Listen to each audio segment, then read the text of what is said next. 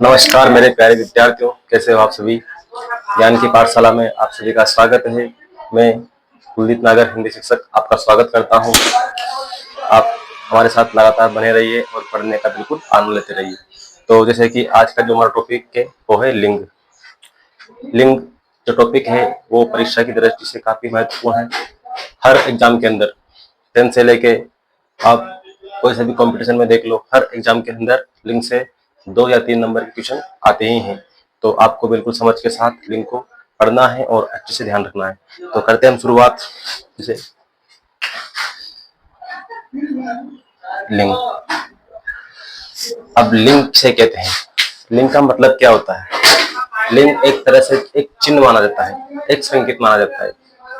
इस तरह से स्त्री व पुरुष जाति का बोध कराने वाले या वह शब्द जो स्त्री व पुरुष जाति का बोध कराते हैं उन्हें हम लिंग कहते हैं। ठीक है, तो हम बिल्कुल विस्तार से पढ़ेंगे और आगे बढ़ेंगे। आगे जिस शब्द से पुरुष व स्त्री जाति का बोध हो उसे लिंग कहते हैं। जिस शब्द से स्त्री व पुरुष जाति का बोध हो उसे लिंग कहते हैं। जैसे लड़का, लड़की, उल्लू, गाय, बकरा, बकरी आदि। जैसे लड़का पुरुष जाति का बोध करा रहा है, लड़की स्त्री का, उल्लू पुल्लिंग का, गाय स्त्रीलिंग का, बकरा पुल्लिंग का और बकरी स्त्रीलिंग का। इस तरह से जो नर मादा में हम भेद कर रहे हैं, जो अंतर कर रहे हैं, उन्हें ही लिंग कहते हैं। देखिए आप, हिंदी में लिंग 2 प्रकार के होते हैं। हिंदी के अंदर लिंग 2 प्रकार के होते हैं, एक तो स्त्रीलिंग और एक पुल्लिंग। और संस्कृत के अंदर लिंग 3 प्रकार के होते हैं, एक तो पुल्लिंग और स्त्रीलिंग और एक नपुंसकलिंग। उसके बाद देखिए आप, अंग्रेजी में लिंग 4 प्रकार के होते हैं, स्त्रीलिंग, पुल्लिंग और उभयलिंग और नपुंसकलिंग। जो ये उभयलिंग है ये स्त्री और पुरुष जाति के अंदर दोनों में कॉमन माना जाता है। ठीक है, जैसे एक अध्यापक, शिक्षक, तो इसमें हम स्त्री और पुरुष दोनों का बोध करा सकते हैं। ठीक है, कराते हैं। तो आप देख लीजिए। इसके बाद हम जो हमारे हिंदी के अंदर है वो हिंदी में लिंग 2 प्रकार के होते हैं, स्त्रीलिंग और पुल्लिंग। तो हम बिल्कुल एक एक को विस्तार से पढ़ेंगे। इससे पहले आप इसको नोट कर, जैसे देखिए आप, पुल्लिंग। अब पुल्लिंग किसे कहते हैं, जिन शब्दों से पुरुष जाति का बोध होता हो वहां पर पुल्लिंग विद्यमान होता है। अब पुरुष जाति का बोध हमें कौन कौन से शब्द कराते हैं, देखिए आप, अध्यापक, अध्यापक एक पुरुष जाति का बोध करा रहा है हमें। अध्यापिका स्त्री का बोध करा रहा है। ठीक है, पिता पुल्लिंग का बोध करा रहा है, माता स्त्रीलिंग का बोध करा रहा है। हम यहाँ पर दोनों को एक साथ लेके पढ़ेंगे तो आपको समझ में अच्छे से आएगा।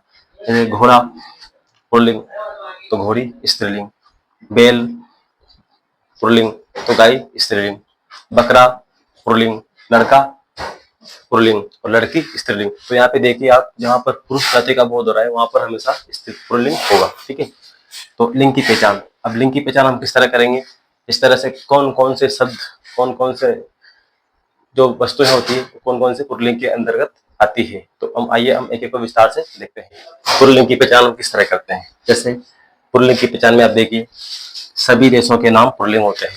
सभी देशों के नाम पुल्लिंग होते हैं। विश्व के अंतर्गत जितने भी देश है, हर देश के अंतर्गत एक पुल्लिंग शब्द है। पुल्लिंग के अंतर्गत ही सारे देश आते हैं। इसमें सिर्फ एक देश है जो पुल्लिंग में नहीं आता, वो स्त्रीलिंग में आता है, वो है श्रीलंका। ठीक है, बाकी सारे देश पुल्लिंग के अंतर्गत आते हैं। तो आपको ध्यान रखना है कि सभी देश जो होते हैं वो पुल्लिंग होते हैं। ठीक है, तो आगे देखिए आप, हिंदी महीनों के नाम। जो हिंदी के महीनों के नाम होते हैं, चैत्र, वैशाख, ज्येष्ठ, आषाढ़, सावन, भाद्रपद, जो भी इनके नाम है, 12 नाम, वो सारे जो है शब्द वो पुल्लिंग के अंतर्गत आते हैं। तो आपको बस ये भी याद रखना है। पर्वतों के नाम, जैसे हिमालय, सतपुड़ा, अरावली, काराकोरम, जितने भी पर्वत हैं सारे पर्वत पुल्लिंग के अंतर्गत आते हैं। ठीक है, आपको बिल्कुल ये अच्छे से याद रखना है, क्योंकि इनको याद रखने से आप अगर इनको 2-4 बार पढ़ोगे तो आपको अपने आप स्त्रीलिंग और पुल्लिंग का भेद समझ में आ जाएगा। उसके बाद देखिए आप, दिनों के नाम। सप्ताह के अंदर 7 दिन होते हैं, 7 दिन पुल्लिंग के अंतर्गत आते हैं। सोमवार, मंगलवार, आज सोमवार है, कल मंगलवार था। हम इनका जब बोलने में यूज करते हैं तो हमारी जो भाषा शैली है उससे भी हमें इस बात का ज्ञान होता है कि शब्द पुल्लिंग के अंतर्गत आते हैं। फूलों के नाम, गेंदा, मोतिया, कमल, गुलाब, फूल, जितने फूल होते हैं सारे फूल पुल्लिंग के अंतर्गत आते हैं। महीनों के नाम, जो महीने होते हैं, जो 12 महीने होते हैं हमारे, मई, जुलाई और जनवरी। जनवरी, मई, जुलाई, इन तीनों के अलावा सारे जो महीने होते हैं, जितने भी 9 महीने बाकी है, वो सारे जो महीने होते हैं वो सारे महीने पुल्लिंग के अंतर्गत आते हैं। लेकिन ये जो 3 महीने हैं ये स्त्रीलिंग का बोध कराते हैं। विभागों के नाम, अब देखिए जैसे विभाग होते हैं, रक्षा मंत्रालय, रक्षा मंत्रालय, वित्त मंत्रालय, ये मंत्रालय होते हैं, जितने भी विभाग होते हैं सारे विभाग पुल्लिंग के अंतर्गत ही आते हैं।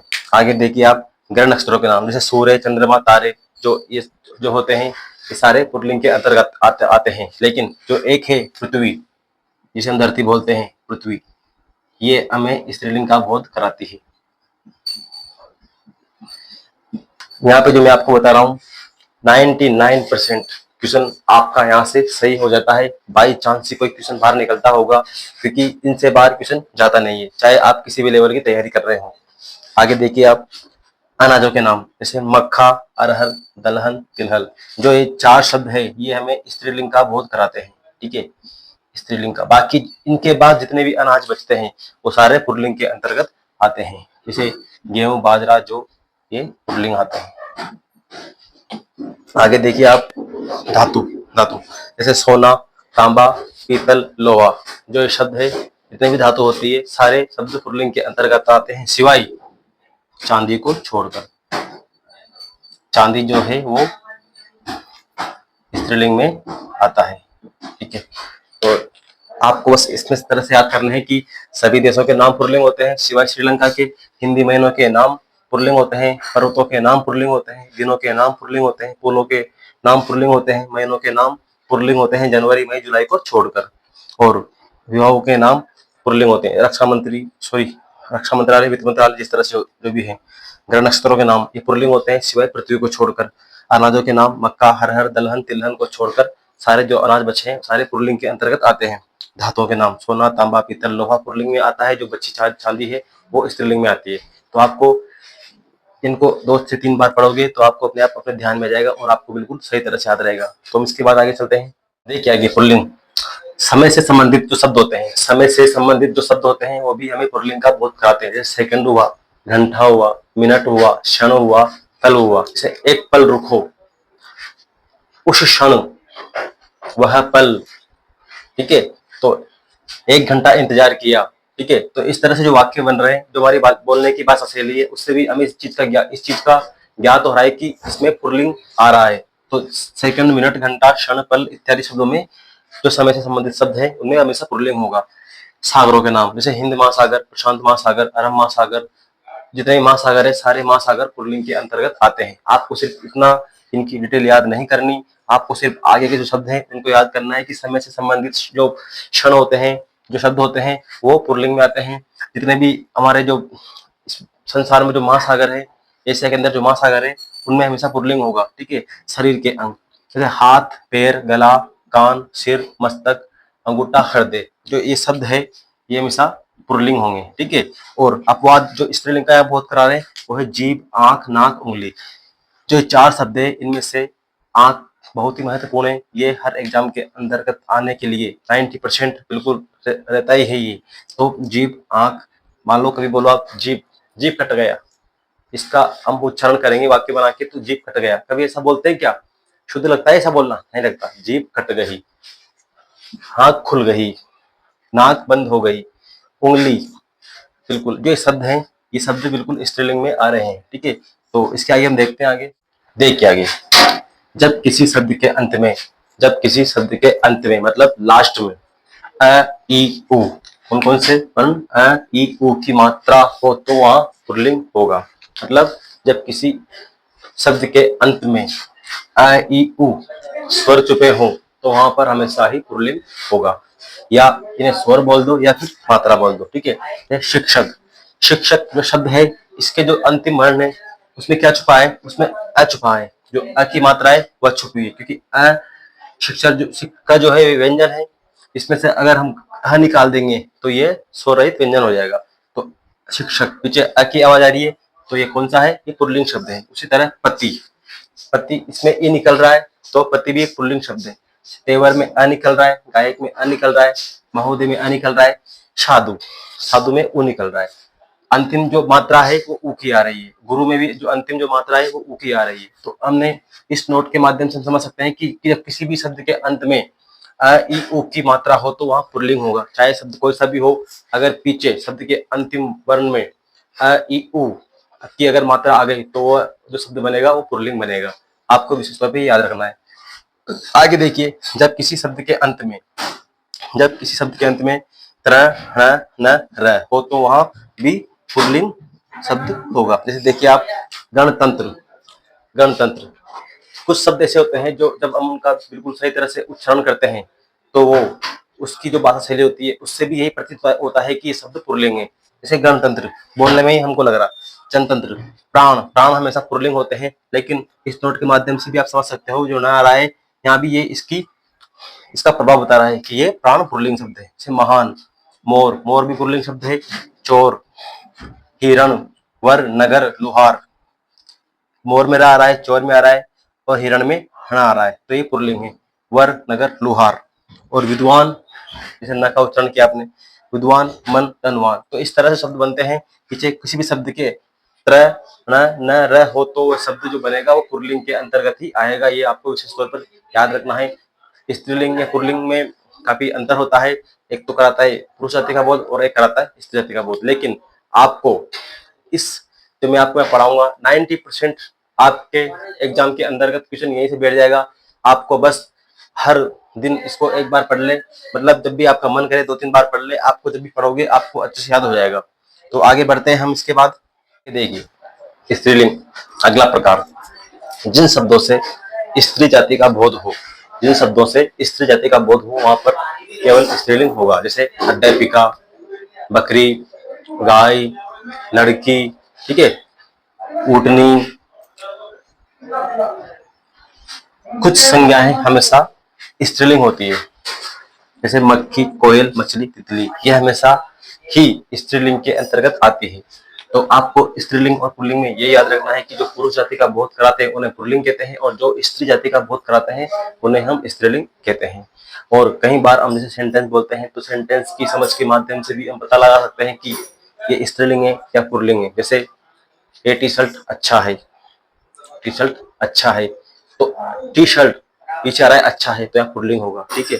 तो इसे ये मेरी घड़ी है, ये मेरी, मेरा, मेरी, मेरा टी शर्ट पुल्लिंग, मेरी घड़ी स्त्रीलिंग। तो इस तरह से आप शब्दों के माध्यम से, वाक्यों के माध्यम से भी थोड़ा सा गहराई में जाके सोचे तो आप इन चीजों का पता लगा सकते हो। फिर भी आप आगे देखिए, जैसे किताब, अध्यापिका, बकरी, गाय, ऊँटनी, लड़की, जो आदि शब्द हैं ये यहाँ पर हमें स्त्रीलिंग का बोध करा रहे हैं। कुछ संज्ञाएं हमेशा स्त्रीलिंग होती है, जैसे मक्खी, कोयल, मछली, तितली, मैना। अगर हमें इनको पुल्लिंग में बदलना है तो इनके आगे हमें नर शब्द लगाना पड़ेगा, जैसे नर मक्खी, नर कोयल, नर मछली, नर तितली, नर मैना, इस तरह से। लेकिन जो शब्द केवल अगर नाम आए तो ये शब्द हमेशा ही स्त्रीलिंग के अंतर्गत आते हैं। आगे देखिए आप, स्त्रीलिंग की पहचान। अब स्त्रीलिंग की पहचान हम किस तरह करते हैं, कौन कौन से शब्द हमेशा स्त्रीलिंग के अंतर्गत आते हैं, विस्तार से एक को यहाँ पे देखेंगे। स्त्रीलिंग की पहचान हम किस तरह करते हैं, ठीक है। जैसे नदियों के नाम, जो हमारी पृथ्वी है, जो हमारा धरातल है, धरती है, यहाँ पर जाने कितनी नदियां, सैकड़ों नदियां विद्यमान है, लेकिन नदी को हम हमेशा ही स्त्रीलिंग के अंतर्गत लेते हैं। अब आपको यह याद रखना है कि नदी का नाम कोई सा भी हो, चाहे आपको बोलने में ऐसा आभास हो कि पुल्लिंग हो, लेकिन जो भी नदी है वो स्त्रीलिंग के अंतर्गत आएगी। तो आपको सिर्फ एक शब्द याद रखना है कि जितनी भी नदियां होती है सारी नदियां स्त्रीलिंग के अंतर्गत आएगी। जैसे सोम, जाकम, बनास इत्यादि जो भी नदियां हैं सारी स्त्रीलिंग के अंतर्गत आएगी। बस आपको ये याद रखना है कि नदियां हमेशा स्त्रीलिंग होती है। आगे देखिए लिपियों के नाम, जैसे रोमन, फारसी, देवनागरी, गुरुमुखी, जितने भी हमारी यहाँ पर लिपियों का प्रचलन है, जितनी भी लिपियां हैं सारी लिपियां स्त्रीलिंग के अंतर्गत आएगी। आगे देखिए भाषाओं के नाम, जैसे हिंदी, संस्कृत, उर्दू, फारसी, अंग्रेजी, जितनी भी भाषाएं हैं सारी स्त्रीलिंग के अंतर्गत ही आएगी। बोलियों के नाम, जैसे ब्रज, खड़ी, मेवाती, बुंदेली, जितनी भी बोलियां हैं सारी भी स्त्रीलिंग के अंतर्गत ही आएगी। बस आपको सिर्फ यही याद रखना है कि नदियों के नाम स्त्रीलिंग, लिपियों के नाम स्त्रीलिंग, भाषाओं के नाम स्त्रीलिंग और बोलियों के नाम स्त्रीलिंग। तिथियों के नाम, जैसे पूर्णिमा, एकादशी, चतुर्थी, अमावस्या, जितनी भी तिथियां होती है सारी तिथियां हमें स्त्रीलिंग का बोध कराती है, क्योंकि इनके अगर आप उच्चारण करो तो बोलने में भी आपको इस तरह का एहसास होगा कि ये स्त्रीलिंग का ही आपको बहुत करा रही है। आगे देखो पुस्तकों के नाम जैसे रामायण, भगवत गीता, कुरान, जितनी भी पुस्तकें हैं सारी पुस्तकें स्त्रीलिंग के अंतर्गत ही आएगी। एक किताब जो शब्द होता है वो भी एक स्त्रीलिंग ही शब्द है। जैसे जिसमें पावर है वो स्त्रीलिंग, जैसे देखिए आप इसको समझिए, जिसमें पावर है वो शब्द स्त्रीलिंग में आता है। अब इसमें पावर है, अब पावर कहाँ कहाँ होता है, जैसे न्यायपालिका में होता है, ठीक है, और फौज में होता है, सेना में होता है, संसद में होता है, ठीक है, न्यायपालिका, कार्यपालिका, पुलिस, सारे पावर वाले शब्द हैं। ये जितने भी डिपार्टमेंट है सारे पावर वाले ही शब्द हैं, ठीक है, क्योंकि न्यायपालिका पावर वाली है, कार्यपालिका, पुलिस, संसद, सरकार, सेना, फौज इत्यादि जो शब्द हैं सारे ही स्त्रीलिंग का हमें बोध करा रहे हैं।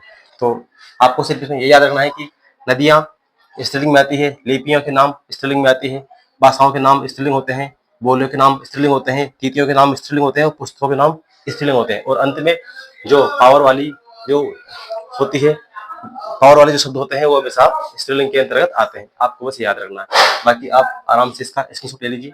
किसी शब्द के अंत में, किसी शब्द के अंत में ता, आस, आवट और ई प्रत्यय हो तो वहां पर शब्द बनेगा वो स्त्रीलिंग का होगा, ठीक है। जैसे देखिए आप पिता, पिता ता प्रत्यय आ रहा है, खाता में ता प्रत्यय आ रहा है, सोता में ता प्रत्यय आ रहा है, रोता में ता प्रत्यय आ रहा है, पीदन था, खादन था, सुदन था, रोदन था, ठीक है। सजदन आवट, इसमें आवट प्रत्यय आ रहा है, रुकदन आवट, थकदन आवट, लिखदन आवट, यहाँ पर भी आवट का प्रत्यय का प्रयोग हो रहा है, ठीक है। ऐसे बंधन आवट, रस्सी, खास, खदन आस, खास, पदन आस, प्यास, रानी, मौसी इत्यादि जो शब्द हैं इनके अंदर प्रत्यय छुपे हुए हैं, ठीक है। तो जो जिन भी शब्दों के पीछे ता, आस, आवट, ई प्रत्यय का होना हो तो वहां पर हमेशा स्त्रीलिंग ही बनेगा, ठीक है। तो आगे देखिए आप, स्त्रीलिंग और पुल्लिंग जो शब्द होते हैं नित्य ही ये शब्द स्त्रीलिंग और पुल्लिंग में आते हैं। तो देखिए आंख, आंख हमेशा ही स्त्रीलिंग का शब्द है। जैसे आई, आई जानते हो आप, आपकी इनकम, ये भी स्त्रीलिंग में आती है। चाय जो आप रोज सुबह पीते हो, नदी, नदी हमने पहले फर्स्ट में पढ़ा है कि नदी हमेशा ही स्त्रीलिंग का शब्द होता है। रोटी, बदन, ये सारे स्त्रीलिंग में आते हैं। आगे देखिए आप पुल्लिंग, जैसे नेत्र, आंसू, आयु, वे, कॉफी, ये सारे शब्द जो इतने भी हैं सारे पुल्लिंग में आते हैं। जैसे मोती, गाना, दही, गीत, तन, पराठा, पानी, जितने भी सारे शब्द मैंने आपके सामने लिखे हैं ये पुल्लिंग के अंतर्गत आते हैं। तो आपको स्त्रीलिंग और पुल्लिंग अच्छे समझ में आया होगा। इसके बाद हम आगे चलते हैं। जैसे देखिए आप, अभी तक हमने लिंग पढ़ा, इसके दोनों प्रकार पढ़े, स्त्रीलिंग पढ़ा और पुल्लिंग पढ़ा, ठीक है। कई विस्तार से पढ़ा, बिल्कुल क्लियर तरीके से मैंने आपको बताया कि स्त्रीलिंग कहाँ कहाँ होता है, पुल्लिंग कहाँ कहाँ होता है, किन किन शब्दों में स्त्रीलिंग और पुल्लिंग होता है। इसके आगे आप आगे देखिए, जैसे मैंने आपके सामने कुछ एक ट्रिक के माध्यम से भी आपको यहाँ पे समझाना चाह रहा हूँ। जैसे मेरा मोबाइल, मेरा मोबाइल, आपको सिर्फ मैं यहाँ पर ये बताना चाहता हूँ कि आप वाक्य को समझ के भी ये अंदाजा लगा सकते हो, उसके शब्दों के माध्यम से समझ सकते हो कि इस इसमें जो प्रयुक्त शब्द हैं उनमें कौन सा लिंग है, ठीक है। तो आप पढ़ के समझ के इस चीज़ का अनुमान लगा सकते हो। तो आप देखिए जैसे मेरा टी शर्ट, अब टी शर्ट, मेरा टी शर्ट, यहाँ पर किस चीज़ का बोध हो रहा है, मेरा टी शर्ट अच्छा है, यहाँ पर पुल्लिंग आ रहा है। मेरा मोबाइल खराब हो गया, यहाँ पर भी पुल्लिंग का बोध हो रहा है। मेरा कागज, मेरा पंखा, ठीक है। तो यहाँ पर जैसे मेरी घड़ी, मेरी किताब, मेरी सेना, मेरी चाची, तो आप जैसे कहाँ पर अगर कहीं पे अच्छा शब्द आया, किसी के बारे में अच्छा बोला तो पुल्लिंग, किसी के बारे में अगर अच्छी बोली तो स्त्रीलिंग। जैसे मेरा शर्ट तो पुल्लिंग, मेरी घड़ी तो स्त्रीलिंग। इस तरह से आपको वाक्य को समझते हुए, इसको याद करते हुए आपको समझ के अच्छे से याद करना है। और लिंग जैसे कि हमने पूरी तरह पढ़ लिया है, लिंग में कोई चीज़ बाकी नहीं है। मैंने आपको बिल्कुल बिल्कुल अच्छे से विस्तार के साथ लिंग को पढ़ाया है। अगर आपको फिर भी कोई चीज़ की कमी पड़े, कमी लगे तो आप कमेंट के माध्यम से हमें बताएं।